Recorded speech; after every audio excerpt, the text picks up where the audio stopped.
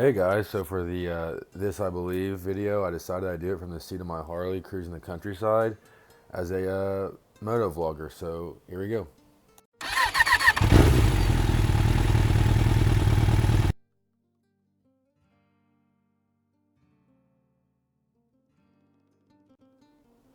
One thing I think a lot of teachers might do that could affect the students that they don't even think about is subtle discrimination. Whenever a teacher or someone discriminates another person without even knowing it or even realizing that they're doing it. I think one area in the classroom that I can make an effort to try and not do this is something as simple as on Monday after a weekend of college and NFL football games, instead of just asking the certain students I know that play football if they watch the games, but asking the whole class, because I don't want to make a kid that might be interested in the sport feel left out because he might not be an athlete for the school or something. I think small things like that could just help everyone in the classroom feel more open and welcome to talk and discuss in a more friendly environment.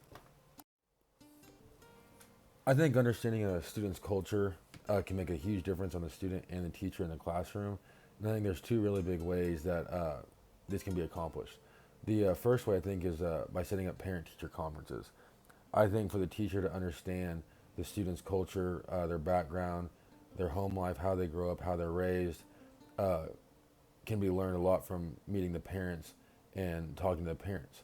The second way I think that a teacher can understand a student's culture is by requiring the students to do a project based off of their heritage, their ancestry, their culture, and through that the student is possibly learning more about their culture.